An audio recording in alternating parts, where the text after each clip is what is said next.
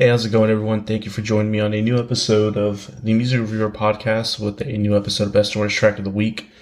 Today's episode is the week of February 6th. If you're new to Best and Worst Track of the Week, thanks for joining me. My name is Josh, and all Best and Worst Track of the Week is me taking all new entries into the Billboard Hot 100, grading each with a letter grade, and then taking one that's the worst, taking one that's the best. That's all it is. If you're new to the podcast, this is just a podcast where I talk about music. A lot of album reviews most of the time, but you're more than welcome to tune into this weekly series as well. And in terms of new album reviews, the latest one was over the latest Buck Meek record, Two Saviors. No new albums reviews to drop since then. Last episode was actually another episode of Best and Worst Track of the week of January 30th. If you somehow missed that, go ahead and check that episode out if you're interested. I covered some of the newer tracks that came out from artists such as DaBaby, who got best track of the week. The latest Aunt Clemens track, which I wasn't too fond of. That one got worst track of the week. That featured actually Justin Timberlake. That Selena Gomez track. Also that collab track by Juice WRLD and Young Thug and some other ones. So yeah, basically, if you're into that stuff or if you're interested, go ahead and check out that episode. But also, there will be some new album reviews coming down the pipeline. I already have one written for coming out from Still Corners, their new album. That'll be getting covered. Also, plan on doing Foo Fighters' latest album, and quite possibly Weezer as well. So we'll see which ones I get to first. But nonetheless, thanks for tuning in today. And in terms of the Billboard Hot 100 this week, I felt like it was a pretty natural feeling week. It's one of those weeks where, honestly, we didn't get too much coming in. So it's kind of a light episode. Nothing too chaotic, nothing too abnormal. Especially when you compare it from like the beginning of January, especially with that episode a couple weeks ago with that Morgan Wallen album bomb. Seems like ages ago that happened, but yeah, some stuff happened between now and then with that artist, I'm sure you know. And, last week was pretty light as well. There were some tracks that I was lukewarm on for the most part. Even that best track of the week that got it by DaBaby, I kind of think that won by default. But anyways, in terms of this week, starting with some highlights, Olivia Rodrigo still number one with Driver's License.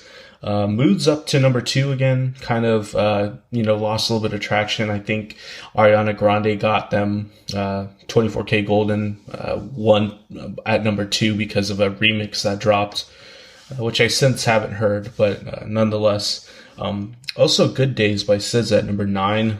Kind of glad to see that there happening. That's a pretty great track. It looks like that's getting some traction. The Anomaly of AJR, their track Bang, currently at number 10. That actually cracked to the top 10. It seems like it's losing its traction. If that's as high as it's going to go, that's surprising all in itself. Like I said earlier, I've been following this track for the better of 6 months probably. Didn't expect it to get anywhere this high. I didn't even like it, but it's pretty cool to see.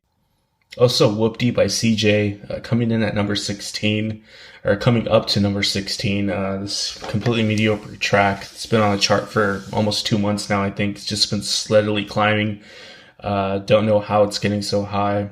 But on the contrary, Streets by Doja Cat's up to number 25. That's a pretty good track. We'll see if it gets any higher. Nice to see that there. Also, another track, Rit Momney's Put Your Records On cover is up to 55. I thought that would have been dead by now. Proved wrong. Somehow this track is getting bigger. And for like an indie bedroom pop act and it being a cover, that's quite surprising as well. Also, Hell of a View by Eric Church up to 90. Thought that track was dead in the water a couple weeks ago. Still has some life to it. We'll see what happens if Nashville wants to pick it up. And then also Heat Waves by Glass Animals re-entering at 91. I thought that was out of the question as well. It came back in. And then also another anomaly, You Got It by Vito. re-entered at 95. We covered that several months ago. A very strange week. I'd say one of the stranger weeks I've covered. Vito being a former, I think, The Voice contestant. Somehow his track re-entered. I thought that track was long gone and forgotten. And then also some dropouts. I should probably go to bed. Finally, its run is done, I think. Also, WAP out as well. That's a bit of a surprise. It abruptly just kind of dropped out.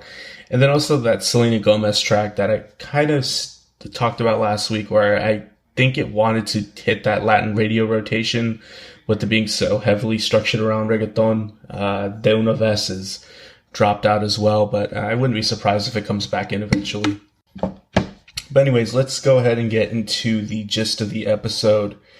First new entry this week was Antes by Anuel AA and Ozuna at 100. Some reggaeton heavyweights right here.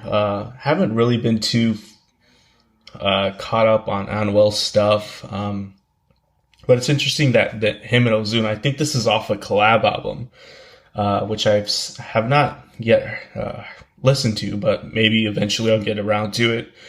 This is the only song to chart off of that. This track in itself is okay. There's a interesting doubled vocal line that Anuel and Ozuna are going on for most of the track off of each other.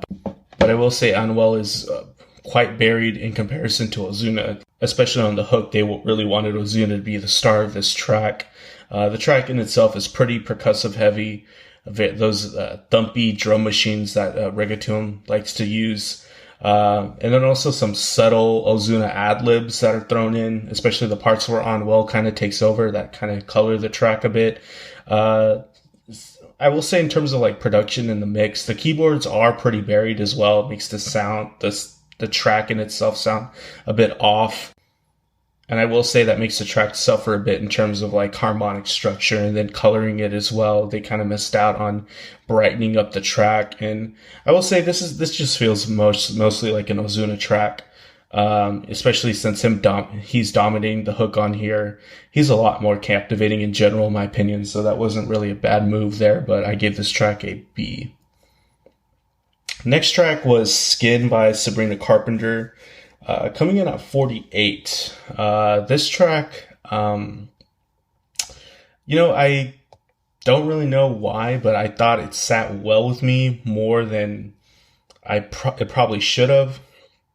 I will say I am quite ignorant in terms of who Sabrina Carpenter is, but I guess by luck, I happened to be watching an episode of Billboard Breakdown with my girlfriend, and I think Mark Rondon confirmed that this is the other side of Olivia Rodrigo's driver's license. She is maybe the other girl in this bizarre love triangle. But ironically, I guess Mark hated this track. I actually found this better, in my opinion, better to my liking than Driver's License. Won't say this track's amazing, but immediately I kind of felt like Sabrina Carpenter sounds a bit like Maren Morris, or in this context and the style of the track, it sounds like a Maren Morris track. I do like that synthy buildup that creates a lot of anticipation up to the chorus.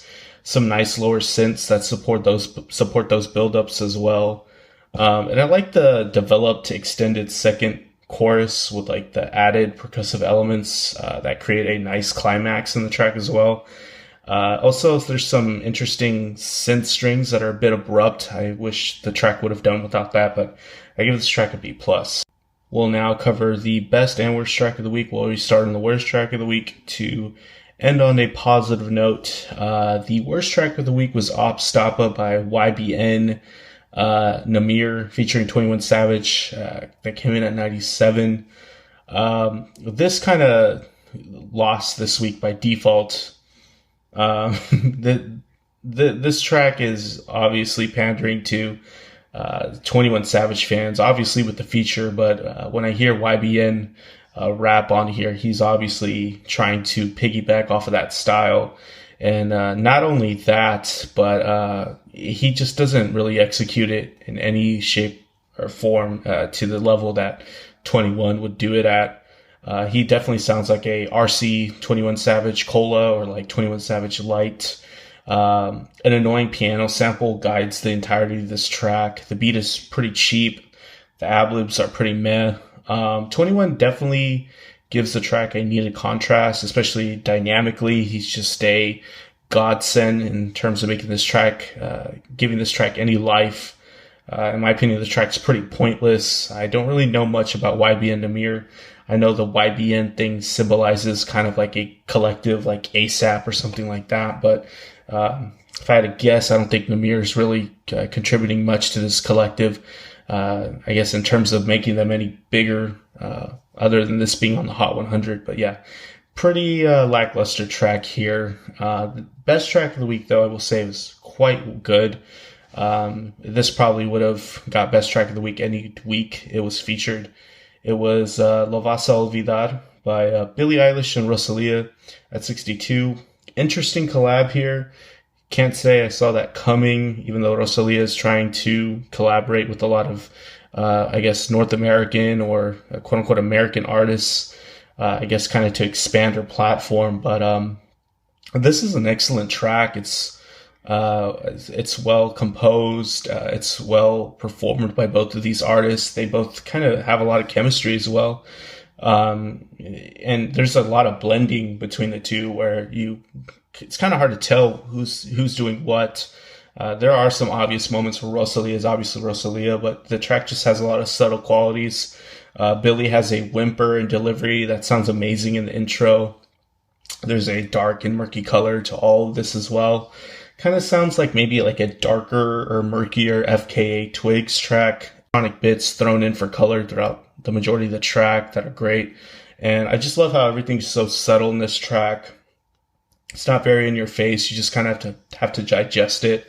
And they easily could have like sold out on this collaboration and just took a bunch of hit bait and just made something that sounds viral.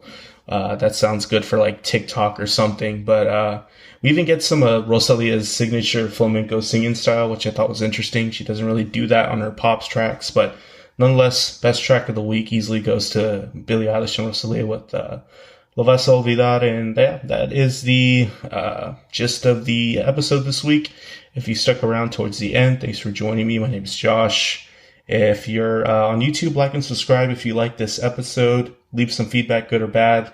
Seriously, good or bad, whatever you want to say.